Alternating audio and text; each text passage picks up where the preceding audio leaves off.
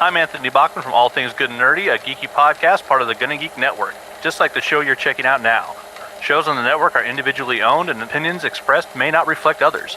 Find other fantastic geeky shows at GonnaGeekNetwork.com. I'm not sure about this plan. Because it's not really a plan, it's a ruse. Yeah, that's the part I don't like. You and I are two highly ranked members of Starfleet doing a routine surprise inspection. We could be court-martialed for this. You could lose everything you've worked for. Only if we get caught. You gotta sell this. Come on, Admiral, show me your inspection face. Give me one of those rigid, disapproving, sour expressions you're famous for. There it is. Captain Riker, you are cleared for approach to Starboard Bay. Hello, beautiful. Admiral Picard, Captain Riker, welcome to the Titan.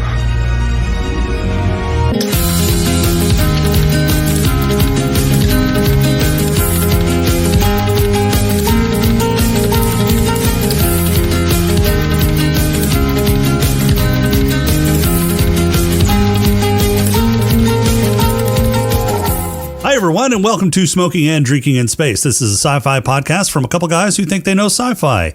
And this week, we start the coverage that brings the band back together to right the wrongs that Nemesis brought. It stars King Leo deGrance, that guy from Beyond Belief, and the choreographer from Labyrinth. It's Star Trek Picard Season 3, Episodes 1 and 2. But first, he's the captain with absolutely no personality who will not do what you want him to. It's Rob. How are you doing, Rob? Look. You can take your cowboy ways and you can shove it up your Prime Directive ass. I am not playing your games.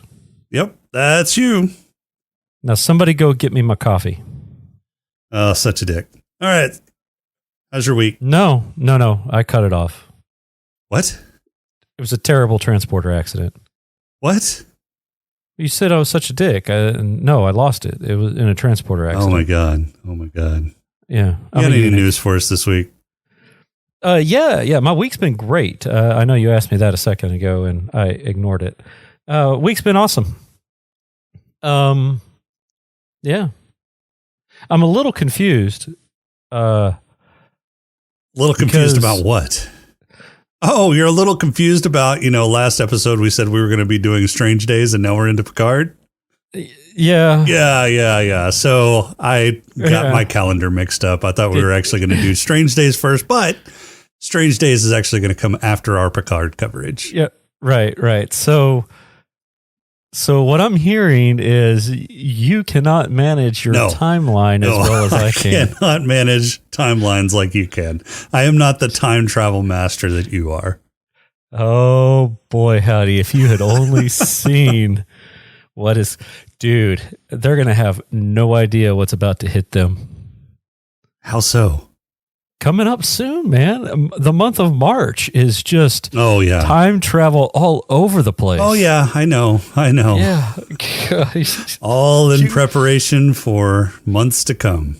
Yes. Oh, my God. It's going to suck, but be so much fun. All right, what news you got for us? So you don't have to. Okay. That's my notes. Here we go. Here, this tab. Here we go. All right, so, I guess this is old news, but whatever. SpaceX is launching the next crew up to the ISS.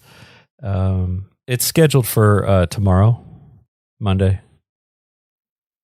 Yeah, tomorrow as in real time tomorrow, or tomorrow as in when this releases tomorrow? No. Tomorrow is in real time tomorrow. So 2 the weeks 27th. Ago. Yeah. Gotcha. I guess 2 Mondays ago. Yeah. Yeah. So 27th, they're launching it up, and hopefully you can watch it live. Well, I guess you can't watch it live, but NASA's viewing it live or broadcasting it live. They're sending up 2 NASA astronauts and then a Russian dude and a United Arab Emirates. I don't know what those guys are called. Russia is what? Cosmonaut? No. Cosmonaut, yeah. Rosmonaut. No, cosmonaut. right? I think so. Yeah, cosmonaut. Cosmonaut. Yeah, I don't know what the United Arab Emirates are, but yeah, they got one going up there. 6 month mission. 6 month mission. And that is that's great. That's a good time. Hopefully, it doesn't get too crowded up there. Seeing as there's no rescue vehicle coming back down. Right. It still hasn't made it up there yet. It's close. They're about to launch it. But yeah, it hadn't happened yet. I think they said like March 3rd or something like that. There's Russia sending up a new Soyuz rocket. Unmanned. I don't know what they're going to do with the other one. And that's to pick up their guys, right? Yeah, I think it's to pick up the last batch, or at the very least to replace the one that was leaking. The Soyuz capsule that was leaking. I think they're replacing that one. I don't know if that's. I don't know how that works. So there's a group up there already in there from SpaceX that SpaceX took up there. Thought so. Like Crew 5. So like Thought Crew so. 6. Yeah, Crew 6 goes up there and Crew 5 comes down. Is that how that works? Seems like it'd be the most efficient way, yeah. Yeah. So I don't know. Sounds good. I don't have my thumb on the pulse of space exploration. Of SpaceX. So, yeah. Well, you don't? No, I don't. Oh, well, that's too bad. Yeah, I thought so. I have a lot of fingers in other pies, so. You know what is kind of interesting, though, that these two men are going to be subsumed into ISS Expedition 69. Oh my God. Yeah. There's going to be 11. Fuck's sake. There's going to be 11 dudes. There's 11 people up there on the ISS. It's getting kind of crowded up there. It is. And, you know, it's ISS Expedition 69. And it looks like there's just a few ladies up there. So, you know, it might turn into an orgy.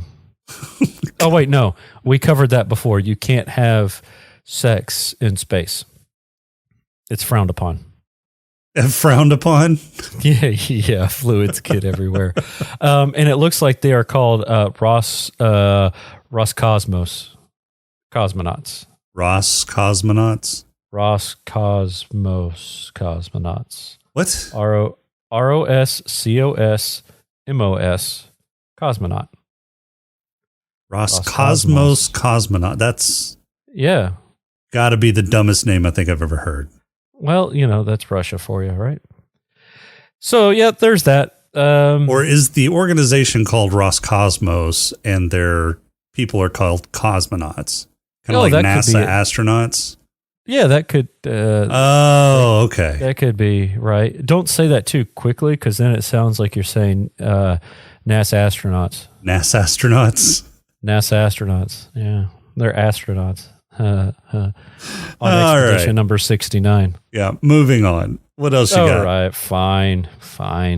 More SpaceX news. Oh, boy. Yeah. While they still don't have a license to launch, SpaceX is attempting to do their first Starship orbital flight in March. So they're still trying to get the go ahead from the Federal Aviation Administration. Now, wasn't it something about like an environmental impact that was holding up their license? Yeah, but has that been rectified? Because they've done like massive fire tests, or are they launching from a different location? All good questions, none of which I have the answers. Well, why do you ask the question and not have the answer to it? Well, if I had the answer to it, I wouldn't ask the question. Nope. It looks like, they're going to be trying to launch it from Boca Chica. So yeah, we'll see what happens. All right. Mm-hmm. That'd be awesome if it makes it out. It'll be a powerful rocket. What else you got? That's it. You had no other comments? That's it. I mean, on that one? Yeah, they're going to launch a rocket. Woo! Yay! Woohoo! Yay! It's been how many years? Look, less than NASA. Yeah, I'll give you that. Yeah. So, they're moving faster. That doesn't mean it's still been pretty fast. I mean, Yeah, that's an awfully low bar. Well, I mean, if you think about it, though, yeah, it's been less years than NASA. NASA took a long ass time, and they're using old recycled technology, right? So they're using stuff from the shuttle, not necessarily from the shuttle mission, but the same technology from the shuttle era. Yeah, they're using the same engines that the shuttle used. Yeah, right. Yeah, right. So I mean, SpaceX it's still NASA. There's still a ton of bureaucracy that's got to go through. Yeah. All right. Well, last thing that I've got here is nothing doesn't exist. All right. I'm sorry. What? Nothing doesn't exist. Define nothing. Nothing. The concept of nothing is, in Einstein's equation for the uncertainty principle, particles can come from nothing, right? They can just be made. Nothing doesn't exist. Instead, there's quantum foam. Quantum foam. And I'm not sure that that's what the uncertainty principle states, that particles come from nothing. Well, when you combine the uncertainty principle with Einstein's famous equation, you get a mind-blowing result. Particles can come from nothing. So, yeah. There you go. But it's not really nothing. It's quantum foam. It caught my eye because quantum foam and Ant-Man just came out. So I was thinking that maybe they're just having a big old foam party in the quantum zone. In the quantum realm? Yeah. Quantum zone, quantum realm. Potato. The quantum zone seems more like the phantom zone from Superman. Or the Twilight Zone. Yeah. So maybe the quantum realm is having a big old foam party after defeating Kang. I can see that. Yeah. You get there's going to be a huge celebration, sure, after defeating Kang. Yeah. And there's probably a lot of foam that's going to be spread around. I'm sure. Yeah. And it's in the quantum realm, so it'd be quantum foam. Yeah, I can see that. See, it makes total sense. Total sense, yeah. Total sense. Yeah, that's all I really had about that. They're just calling it quantum foam. I don't know why they're calling it quantum foam, but they are. Quantum foam. At the tiny quantum level, empty space isn't empty. It's actually a vibrant place with tiny subatomic particles appearing and disappearing in wanton abandon. Well, yeah, because the foam machine is spewing out foam, and then the foam pops, right? So I don't know why and it says the quantum foam isn't just theoretical; it's quite real. Well, yeah. It's quite real. I mean, wow. They've actually observed evidence of the quantum foam? Well, yeah. Yeah. I guess. You have no idea. Where did you get this magical article from? Bigthink.com. Sounds reputable. Yeah, /hard science. Hard science. Hard science. Yeah. Science that makes you hard. Yeah, so scientists have made several measurements of the Casimir effect. However, it was in 2001 when the effect was conclusively demonstrated using the well, okay, there's some geometry that's explained up here at the top, and it's like whatever. Using the geometry that was explained further in the article, the pressure due to the quantum foam causes plates to move. The quantum foam is real. Nothing is something after all. So they did some sort of experiment with little plates, apparently. Gotcha. Yeah. This article not have a lot of pictures. It's got a YouTube thing. Yeah, it's got a YouTube thing. Gotcha. It's let's see, measured the magnetic here. The researchers measured the magnetic properties of subatomic particles like electrons. If the quantum foam isn't real, electrons should be magnets with certain strength. However, when measurements are made, it turns out the magnetic strength of electrons is slightly higher when the effect due to quantum foam is taken into account. Theory and measurement agree perfectly to 12 digits of accuracy. That's pretty accurate. 12 digits. Yep. All right. You got anything else? I went and saw Ant-Man today. Oh, did you? Yeah. Yeah, I saw that like last week. Yeah, I was camping last week. Yeah, I know. I know. You were so sad. I'm not sure sad would be how I describe it, but sure. Look, there was tears involved. Whether they were happy tears or sad tears, I don't care. There were still tears involved. Tears involved. You're right. You ready for a pod crawl? Yeah, I suppose so. It's been a few minutes. All right, let's do it. All right. We can call it, I don't know, say a pod crawl? The pod crawl! Pod crawl! Pod crawl! Pod crawl! Excellent! Insert it deep! Pod crawl! Kind of like a space suppository full of information. Beverly is frantically pushing buttons and running about, but this isn't a medical emergency. Her ship is about to get boarded. She locks a mystery dude in a room before preparing for invasion. Two boarders are outwitted by a geriatric doctor, but Beverly takes a shot to the abdomen, so she reaches out to the only person that will probably help her after not speaking to her friends for 20-something years. She sends out a help me Jean-Luc message with some cryptic code phrases and paranoia. Meanwhile, Jean-Luc is finally enjoying some time with his hottie, Laris, as they plan a couple's retreat while emptying out Casa de Picard. JLP hears a beeping, and figuring out it's not his imagination or tinnitus, he finds his old badge communicator from the Enterprise D with Beverly's booty call on it. Naturally, when he's told to trust no one, he heads immediately for Riker, and they discuss the situation in a local watering hole. Riker fills in some of the details. Hey, the plot required him to be needed for something, and they hatch a scheme to head to the coordinates that Beverly left. They make a surprise inspection of the new Titan, the love child of Riker's old ship, and who just happens to be the first officer but 7 of 9. Going as Annika now, she introduces them to Captain Liam Shaw, their roadblock for this leg of the journey.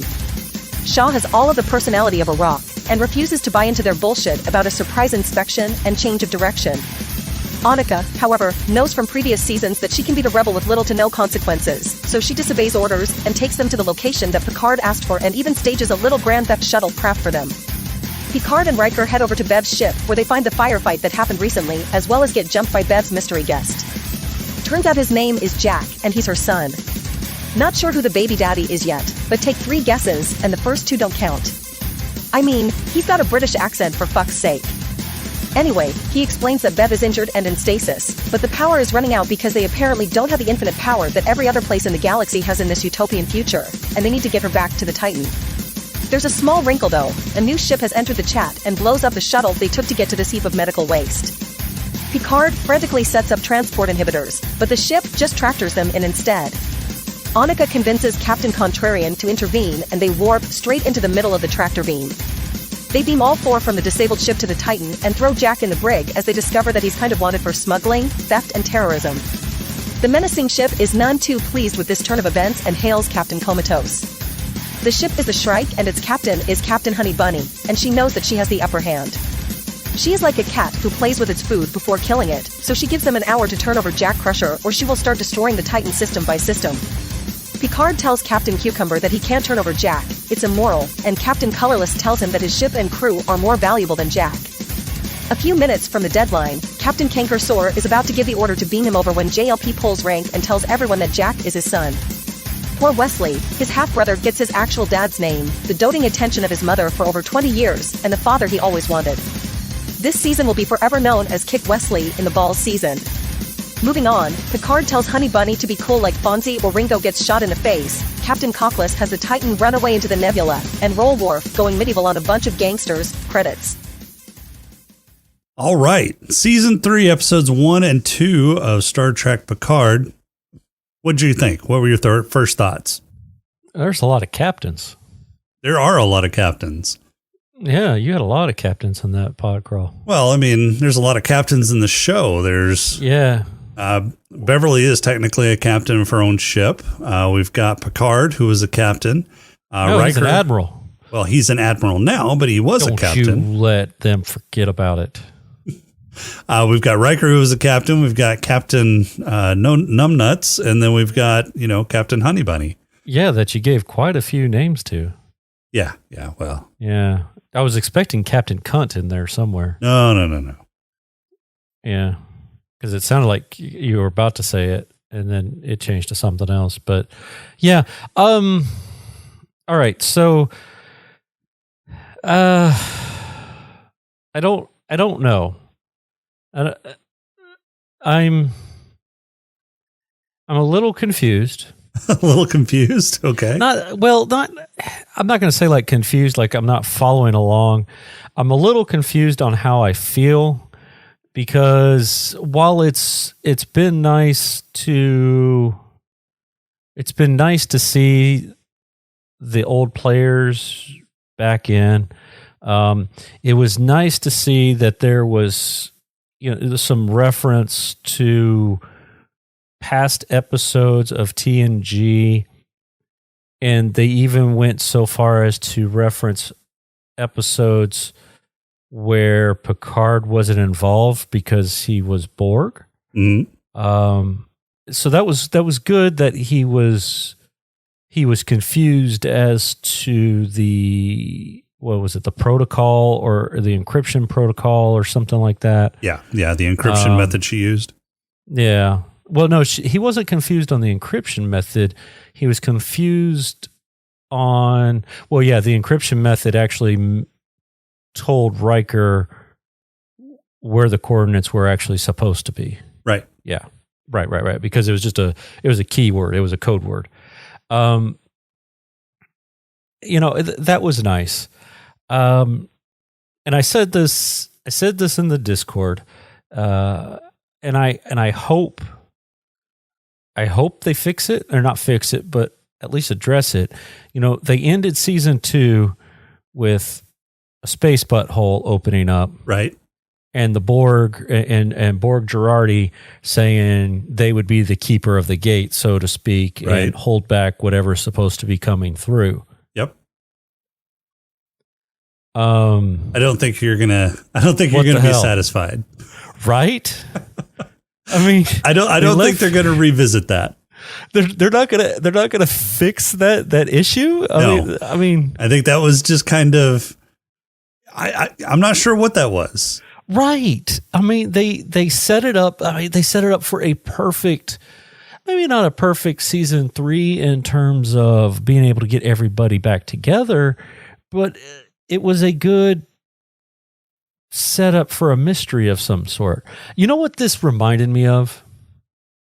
This reminded me of the sequel trilogy for Star Wars. Really? Well, yeah, you've got episode 7 where, they're taking some nods and they're bringing back the past a little bit, that kind of deal, paying homage to the original works. Uh-huh. Then you got episode 8. So that was season 1, right, of Picard. Season 2 of Picard, episode 8. You've got some jackhole comes in, completely rewrites the script and redoes the story to where it doesn't make any sense, but we've got to use the same characters.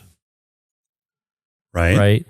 And then so far you've got season 3 or episode 9 of Star Wars, and the other director came back and said, "No, fuckhead, this is how I wanted the story to go. So we're not gonna pay attention to what happened in that season in between, or that movie in between, and we're just gonna go back to where we were and ignore anything and everything that happened." Yeah, I can see where you're coming from there. Yeah. I mean, maybe we'll be pleasantly surprised. I mean, they did make mention, they have shown that, 7 is, which, I mean, damn it, she better go back to being 7 and not Annika or whatever. Annika, her name is not Annika. It's not? She hasn't been Annika since she was like 5, right? I think she was 12, wasn't she? Was she that old? I thought she was. No, yeah, she was young. Anyway, most of her life she's gone by 7. 7 of 9, a tertiary adjunct of Unimatrix 01. I don't know. Was that enough geekiness for you? Yeah, I have no idea what you just said. So yeah, that's her full designation. Is it? Yeah, 7 of 9, tertiary adjunct of Unimatrix 01. I did not realize that. And you were right. Yeah. It was age 4. Age 4. Okay. So you did a little research while I was talking. Yep. See, I was right. So like. Oh, no. Wait. 3 years during which time they encountered the Borg. So she was 7. 7. Okay. Yeah. That's still pretty young. Yeah. Right. 7, and we can roughly say mid-20s, maybe late 20s when she got picked up. Or when she got rescued, if that's what they're trying to put her at. Yeah, she was supposed to be young hotness during Voyager. Anyway, so I like that they brought her back, and kind of made her part of Starfleet, because that's what she had always wanted to be, right? But they wouldn't let her because Starfleet is a bunch of stuck-up snobs with pieces of, I don't know, shuttlecraft up their ass. What's a round thing that they have? Hypo sprays with hypo sprays up their ass. Oh, they're snobbies, right? They don't want her because she was ex-Borg. If you've watched Prodigy. Well, no, they've actually even mentioned it. Even in Strange New Worlds, you can't be genetically modified. They won't accept any species that has been genetically modified. Really? Correct. Yes. Now that's in the Strange New World timeline, though, right? They may have relaxed that in Next Generation. Strange New Worlds is part of this timeline. But it happens a long time before the Next Generation time. Right. Well, so they also bring this up in Star Trek Prodigy, the cartoon show that they're doing. For fuck's sake. Which is also considered part of canon. And there's a dude there that was genetically modified. He, unbeknownst to him, he's got different pieces of other species. Anyway, so he's not allowed to be in Starfleet because he's genetically modified.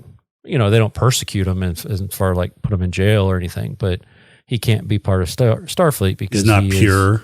He's not pure. So you're saying that Starfleet's starting to become like a fascist regime? Not starting. Apparently, this is this might be from like Khan time frame or whatever. The whole eugenics wars. Yeah. So that's probably a result of the eugenics wars. But anyway, so yeah, I'm intrigued. Have we seen? We haven't seen this captain yet of the scimitar or whatever the Shrike. Yeah, we've seen her. Really? Yeah, she's. Who do you think's been talking to them? Huh? No. I know we haven't seen her before. Like she's not. Oh, no. This is a new old villain. Episode. Yeah, this is a new villain. Although the actual actor is related to a previous actor Right. that was in Star Trek as a villain. Right. And he's one of the actual better villains that's been in Star Trek. Yeah. So her dad, which was Christopher Plummer, Mhm. played General Chang Right. Yep. in Undiscovered Country. Correct. Yes. Yep. Yep.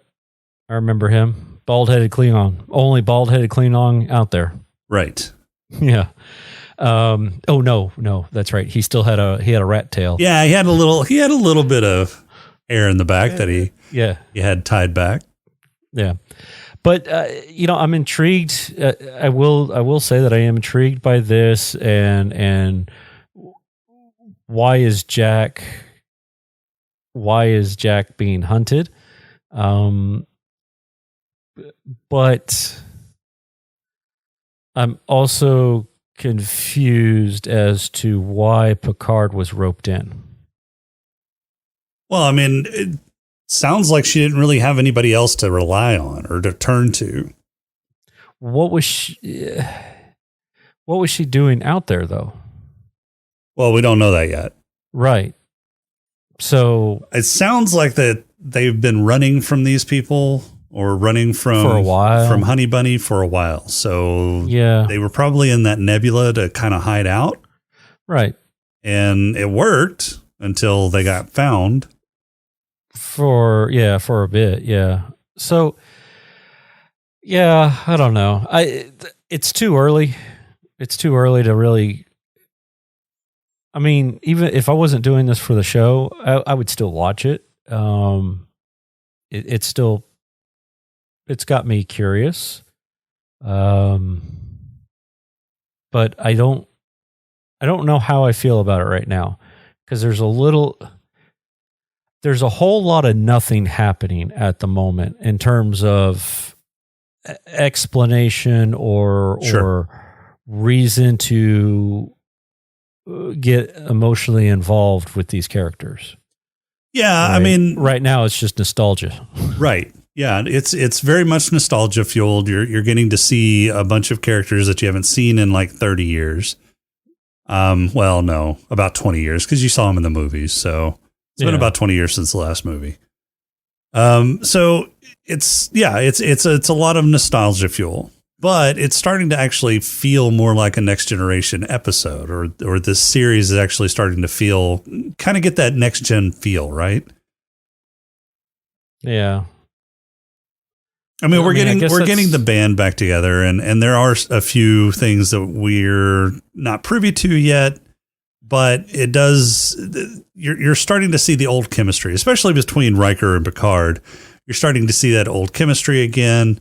Now with the introduction of Beverly coming back, Picard's got this kind of conflicted, or probably going to have some sort of conflicted emotions about that, because he hasn't seen Beverly in 20 years. And apparently the last time that, they were together, they were getting it on. I told you it was leftovers from the Sex Nebula. What? Yeah, from Nemesis. Not Nemesis, Insurrection. Insurrection. But he wasn't getting it on with Beverly there. No, he was getting it on with what's-her-face. Right. But the effects were going to wear off, right? They didn't wear off immediately. So they leave the nebula. They're heading back. So you're saying that his old man ball, his sack kind of shrank a little bit. He rejuvenated some of the juices. And later, whenever they got together during Nemesis, his juices were still kind of flowing. And she was, fertile, and that's how Jack happened. I think so. Okay. Yeah. So you're saying the metaphasic particles rejuvenated them long enough to produce Spawn. Well, yeah. I didn't even think it. I think it happened before Nemesis. You think she was pregnant during Nemesis? I don't know. What was the timeline? What was the time frame between Insurrection and Nemesis? And Nemesis, yeah. That's a good question. I mean, how much time passed? Let's see. Look at research on the fly. Right. Zip, thud. There. See, now you don't even have to put the sound effect in. I did it for you. All right. Nemesis. I don't see a star date on this. I don't know. All right, so Wikipedia does not, holder of all knowledge does not have the star date listed. Might have to do memory Let's go alpha. memory alpha. Right, yeah. Yeah. And while you're doing that, I did have a problem. It was a problem. Beverly gets shot in the gut. She's a damn doctor. Mm-hmm. Why couldn't she fix herself? Yeah, that's a good question. Maybe she passed out shortly after she got everything figured out. I mean, you just wave a little magic light over yourself and you heal. Right, yeah. Yeah. Or slap yourself in a medical it sounded like she was in a medical chamber, cryo chamber or whatever. You would think that while you're being cryo chambered, you'd have yourself healed. Right. It'd fix you up as you sleep. That just seemed a little off. I did like the gun, though. That was a badass shotgun laser thing that she was using. Yeah, disruptors, shotgun disruptors. Yeah, that was kind of interesting. Dangerous. It's the first time we've seen something like that. Normally it's phasers or I kind of wonder though. That had to have been some sort of design choice. Why do you have to cock it, jack around into a blaster? That seems kind of weird. Yeah. Any dates so far? Yeah, so it's 2379 when Nemesis took place. Okay. And I'm trying to find when Insurrection took place. And it doesn't seem to be on Memory Alpha either. Well, that's weird. That is weird. Okay. Yeah, they don't give a star date. They don't give a year. Insurrection 2375. Oh, okay. Where'd you find that? I just Googled when did Star Trek Insurrection take place, and Memory Alpha has Insurrection set in 2375. Ah, okay. So yeah, 2379 was when Nemesis happened. So 5 years or 4 years. Mm-hmm. Okay. 4 years between the two events. Okay.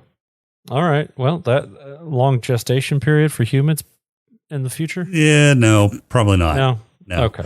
So it probably happened like shortly after Nemesis, or maybe shortly before Nemesis.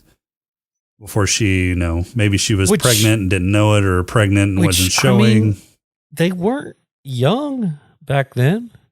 No, they weren't. Maybe. Oh, wait a minute. But like your theory still holds. I mean, the metaphasic, whatever de-aging that they got off of Insurrection probably, shaved several years off of their life. They may have made some things more viable, made them both fertile enough 5-6 years later that they could have conceived a child. Either that or it was a medical baby. You think she took some of his man cake mix and mixed it in with her eggs?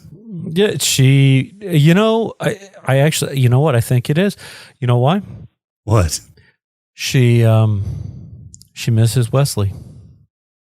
Wesley is a traveler now, so he doesn't come visit for holidays. And so, she wanted to make sure she had somebody that could take care of her in her old age. Oh, but surely she knows how to get hold of Wesley. I don't know. I mean, he's been gallivanting across time and space. Well, all she has to do is throw happy thoughts his way, and I'm sure he can figure it out. But yeah, something like that. But come by every once in a while. Say hi. Yeah. Of course, maybe he doesn't want to. She was never real. I mean, she kind of hovered over him every once in a while, but other times she was just like, go do your own thing. Yeah, that's true. I don't know. But what did you think of the, you asked me, it's time to ask you. I'm enjoying take? it. I actually think that this season is probably the best season so far. So if you remember back in season 1, the first 2 episodes they were kind of drawn out, right? We didn't get a lot season 1, you said? Yeah, in season 1, Okay. we didn't get a lot of information in those 2 episodes either. That's true. It was a lot of but I mean, we haven't seen anything in the Next Generation universe for, close to 20 years either. So it made sense that they were trying to kind of set the stage and show what has happened in that 20-year span, right? And they're also trying to kind of develop the plot arc for that season. So we didn't see a lot in terms of plot advancement. But even after the first 2 episodes, we didn't see a ton of plot advancement until like the last 3 episodes. And that was one of our criticisms of the first season, was they spent way too much time not moving the ball towards the goal, right? For season 2? For season 1. Oh, season 1. Yeah, sorry. Yeah, for season 1. And so they spent a lot of time doing, I wouldn't say unnecessary character development, but character development that could have been handled in service to moving the plot forward instead of just character development in a bubble. So that was one of our criticisms of season 1. Our criticism of season 2 was the writing sucked. And that was just, season 2 was an awful season. But season 3, there was bits in season 2 there that I were bits in liked. season 2 that were okay, but overall the season 2 sucked. Yeah, yeah. And I think a lot of that was COVID. As far as restrictions, right? I mean, so maybe I don't know. And that's the one thing I don't like. That's the one thing that, I mean, there's a lot of things to hate about COVID, but that's one of those things that I don't like about it is like we get subpar stuff and you're seeing it everywhere. You're seeing it in TV shows, you're seeing it in the movies, you're seeing it in the streaming stuff. It was subpar stuff that was potentially done during COVID protocol times, but not necessarily. I don't know that we can. So maybe COVID had a part in how bad season 2 turned out, but I don't know that was a major component of why season 2 was not as good as it really should have been. Okay. Yeah. I think some of season 2's shortcomings was trying to keep the actors from season 1 involved, but in ways that it didn't matter. For instance, Isla Brion. She played a completely different character, yet still looked like the android from before. Yeah. I mean, but you could, it still ties to her character from season 1, right? Because it was Sung who created her android in season 1. And so you can maybe think that later on the son of Sung it was Dr. Sung, the original Dr. Sung in season 2 that created the original android. She wasn't an android. She was genetically modified. Modified. Yeah. So she basically a clone of his daughter that died from a right. So from a mystery death illness thing. Yeah. So she was the original blueprint for the android that came in season 1, you could say, because it was all Sung's that created these androids or clones or whatever. And so, he found a picture or knew of some historic reference and wanted to make it look like her. So you could kind of explain that away if you're an apologist and everything, and you could kind of make sense sounds like that's of that. what you're doing. It kind of does. I mean, but I'm playing devil's advocate here. I'm trying to give them the benefit of the doubt. That's something, I'm not going to nitpick too much on. Yeah. All right, back to 3. Back to 3. All right. So now that we've recapped 1 and 2. So yeah, back to 3. I've enjoyed these first 2 episodes. Yes. So one of the criticisms that we've had on our Discord channel is that it's been very linear, very predictable. There haven't been any twists and turns or anything. And I'm okay with that. Yeah, so am I. So my counterpoint to that is we don't need twists and turns. A story does not need twists and turns to be a good story. I mean, to tell a good story, you don't need these sudden plot twists that, you're setting your audience up for. And I think that a lot of stories in the last decade or two have relied upon that way too much, and it's actually covered up shitty writing. So I'm actually glad that, we've gotten some, I would say, decently good writing in these first 2 episodes.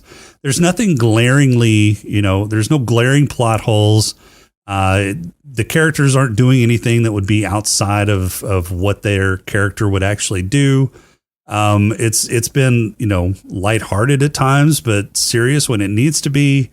It's been entertaining. The plot has been moving forward, maybe not super fast, but it hasn't been super slow either. I think it's got really good pacing in these first 2 episodes.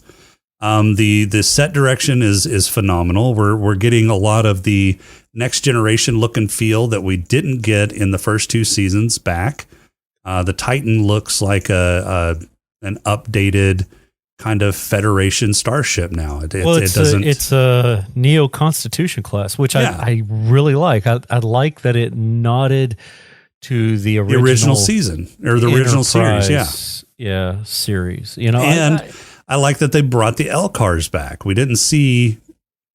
I can't remember seeing any L-Cars in the previous 2 seasons. Well, it's because we were on that La Serena, which is totally holographic. Yeah, and so I like that this looks and feels like a next generation season, and I think I think that's what they're trying to do. I think they're trying to bring the band back together and give us the final voyage of the next generation cast. Because if you think about it, Nemesis was kind of a shit show. Well, they were supposed to have another one after that, but because of Nemesis, it didn't pan through. I thought. Right.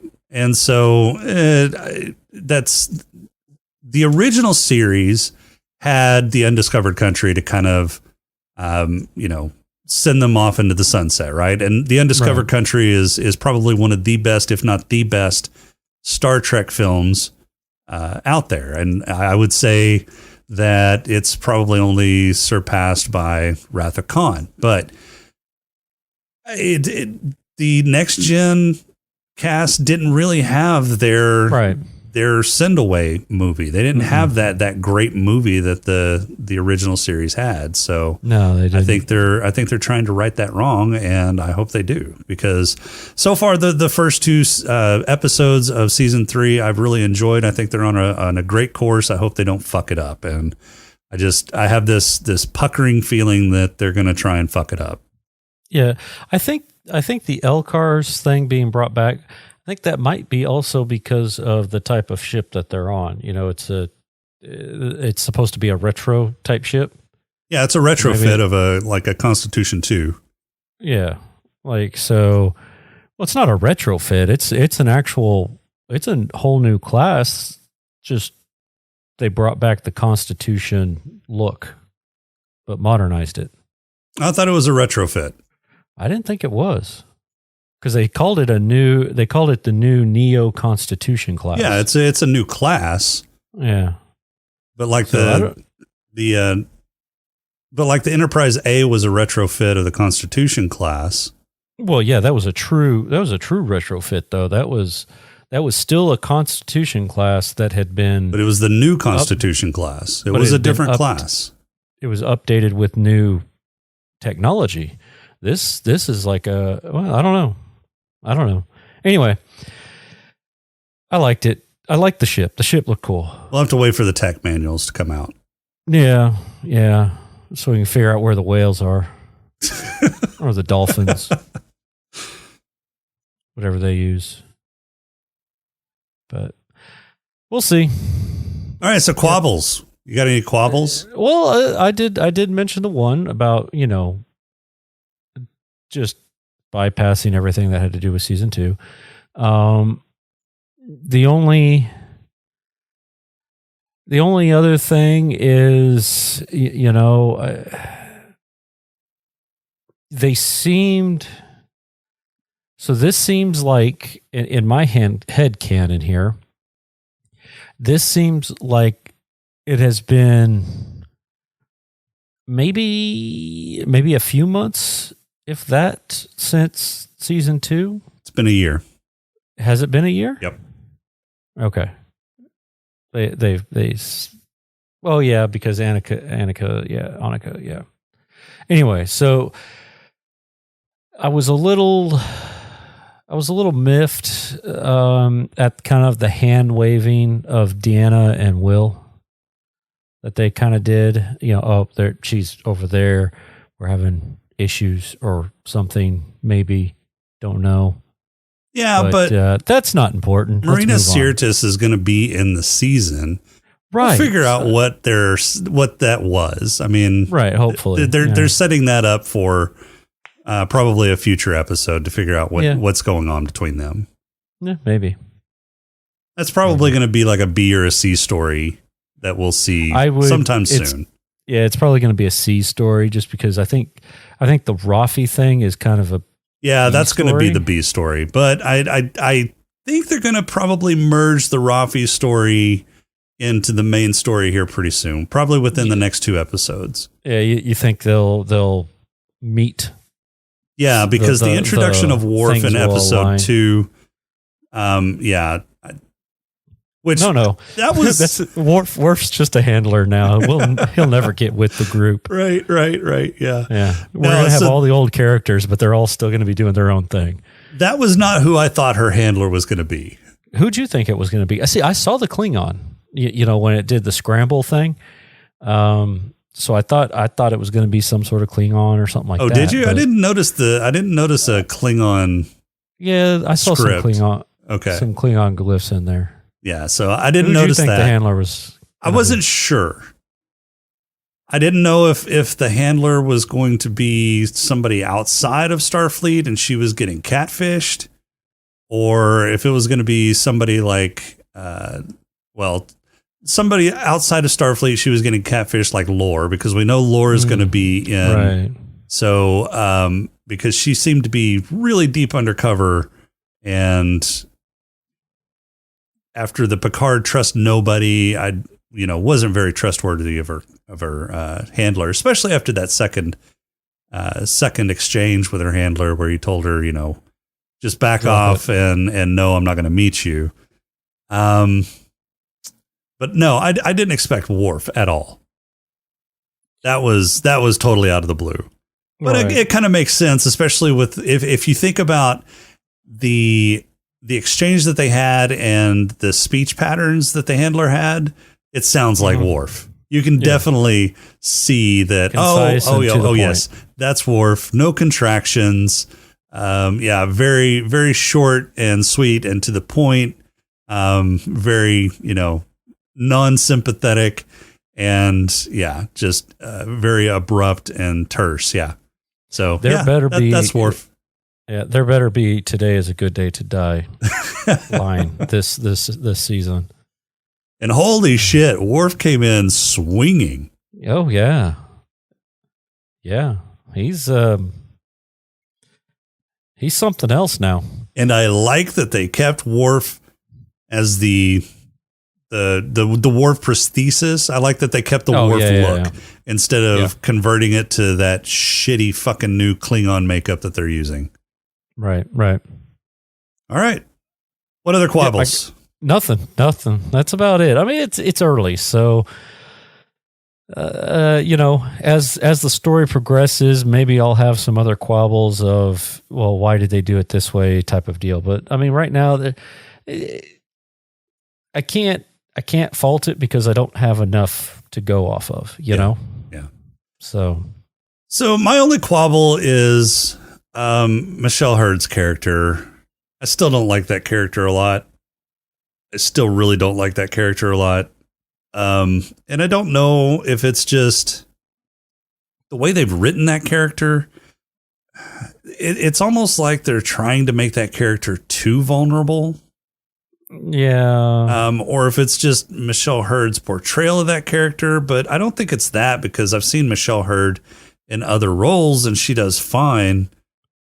But yeah, the whole addiction thing, I get it. She's an addict. She's trying to overcome her addiction and stay in Starfleet and do good and everything. But they're playing that up way too fucking much in just the first episode alone. And then, she falls off the wagon trying to prove that she's not in, Starfleet intelligence. right. And it ends up not working anyway. So now I don't like that character. I just don't like that character. That's It's, really the only quibble I've got. It's like she has to suffer just because they need somebody to suffer. Right. And the whole where her ex-husband tells her to make a choice between, her kid and her family or, her mission. I don't know. It just, for all the shit that her character has gone through, for them to give her that ultimatum, her to make the choice that she did, that is really the only character mistake I think I've seen in the writing, because she seemed really, really committed at the end of the last season and even at the end of the first season to being more family centric, to stopping. And maybe that's part of the addiction part too. Maybe it's not just a drug addiction, but it's also this I don't want to say conspiracy theory addiction, or this addiction to what's the word I'm looking for? This addiction to espionage. Well, not espionage, but yeah, something like that. This addiction to cover-ups and conspiracies that she sees everywhere. Right. It's almost like an OCD thing. She's tilting at windmills. Right. Yeah. I mean, we could certainly call her Don Quixote, but yeah, I don't know. The character, I don't enjoy the character. Well, we only have to deal with her one more season. Right. Yeah. All right. Any other thoughts? Nope, that's all I've got. All right. Well, you got a haiku for us this week. Yes, this one is called Nostalgia. Retired Picard. Old friends team up for reasons. Who's your daddy, Jack? Well, we know that answer. Well, we do know that answer, but and as soon as he said that Beverly was his mother, I mean, I kind of figured that was his mom before they even announced it. Yeah. Just because, it seems like that's where they were going. But as soon as they said that, I was like, yep, that's Picard's kid. Yep. They hooked up. And I like how I don't like it. It's weird that, Picard says, well, he's my son. And then the captain does like a complete 180 and he's like, well, shit, we can't do anything now. No. I totally turn. I totally understand that, because Picard had already taken control of the bridge. He had already usurped his authority by, pulling rank and saying, nope, I'm taking over. And then once he announced that he was his kid, it was like, well, fuck. There's nothing that I'm going to say that's going to convince Picard to do anything other than what Picard's going to do to save his kid. That's true. I'm on for the ride now. Yep. Damn it. That's why he said everything that happens is on your ass. Yeah. Yeah. Yeah. So, all right. You got any awards this week? I'm supposed to. Well, do you have any? Did you do your homework? I did. Okay. Well, who's got your black lung? I didn't have one. What? No, I'm just kidding. I'm just kidding. I'm gonna give it. You know what? I gave it to the aliens that got dusted by the shotgun. Really? 'Cause they got vaporized. Okay. Okay. Yeah, I didn't want to give it to Rafi's hooligans. Oh, no, I didn't give it to Rafi's hooligans either. Okay, I gave it to Captain Honey Bunny. She was smoking that's right there in that captain's chair. I forgot about that one. Yeah, she was either smoking a blunt or some sort of clove cigarette, or yeah. Shoot, I forgot about that one. Yeah. Yeah. So Captain Honeybuddy gets my black lung. Right. Head Lush. I'm gonna give it. I'm gonna give it to either Picard or Riker in the bar. Okay. Yeah, they met at the bar to talk about stuff that was supposed to be top secret, that they needed to not trust anybody with. So they met in a public place so people could eavesdrop on them. Okay. They had to have been drunk. So mine's going to go to Riker for presenting the captain. Presenting Captain Shaw with the bottle of, what was it? Was it bourbon? Yeah, something like that. Or no, it was wine, right? Yeah, it was wine. It wasn't from Picard's chateau, though. Yeah, so for Riker presenting the bottle of wine to Captain Shaw, and then Captain Shaw called him a bourbon man. So, and I can see Riker being a bourbon man. I'm still waiting for the Riker maneuver. Riker, yeah, we haven't seen the Riker maneuver. He may be too old to do the Riker maneuver. Can't get that leg up and over anymore. The Riker maneuver may be retired. He's got a bad back. Yeah. All right. Head Lush. We're skipping player. Oh, sorry. No. Yeah. I said Head Lush. I meant player. Oh yeah, you did. Who's got your player? Lush, right? I was thinking you said purple. Yeah. We're both wrong. Yeah. Who's got your player? I'm going to give it to Picard for getting it on with Crusher. Yeah, that's who's getting my player too. Yeah. And having a kid out there for 20 years that he didn't know about. It didn't know about it. Yeah. Yep. Which, I put that on Crusher. Right. Obviously, she was trying to hide it. Yeah. Now, do you think Jack knows who his dad is? I don't know. I don't know if she would have told him. That'll be interesting to see in the next episode. Right, because he kind of announced it right there in front of everybody. Yeah. And him. No, Jack wasn't there. Oh, no, that's right. Jack escaped. There. Yeah. That's right. No, Jack tried to escape. He didn't get to he escaped from his cell. He was in the transporter room. Room. Yeah. Yep. Yeah. So, all right. Purple Hippo. This one's obvious. It went to Rafi and her eye drugs. Yeah. Yeah. She's got mine too. Wait.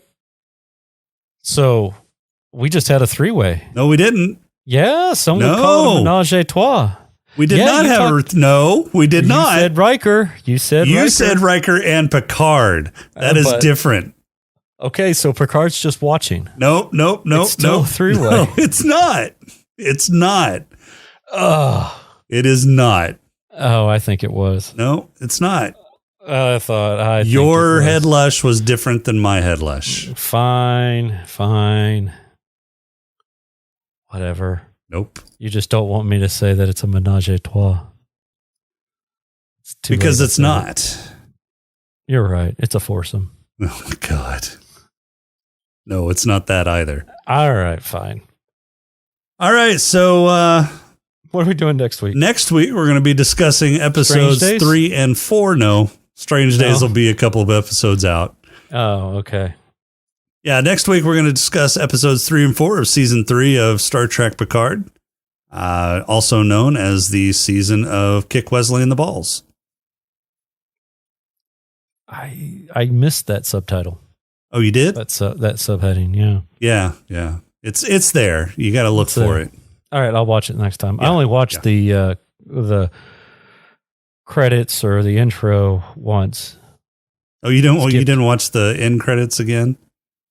No. There's some interesting tidbits in the end credits that I wonder if it's giving kind of a peek into what's happening in the rest of the season. Are they changing? Do they change? They change a little bit, I think. Every episode? Okay. Maybe I'll start watching them. Maybe. Haven't decided. Well, don't hurt yourself. All right, well, that's all we've got for this week.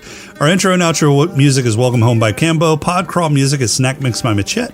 If you like the show, please rate and review us on iTunes. You can leave us feedback on our Discord channel at smokinganddrinkinginspace.com/Discord, or you can email us at smokinganddrinkinginspace@outlook.com. If you'd like to throw a few nickels our way, you can become a Patreon supporter by going to smokinganddrinkinginspace.com/Patreon. And make sure to go visit Gonna Geek for more great shows at gonnageek.com. For this episode, I'm Jason.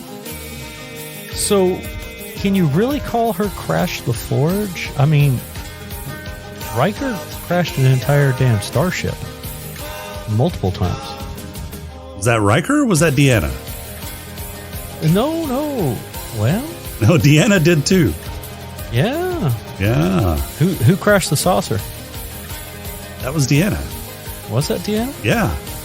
She was at the helm in Generations. Oh, that's right. And I want to say she was at the helm in Nemesis.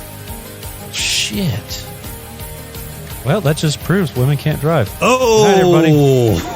And we'll talk to you next episode.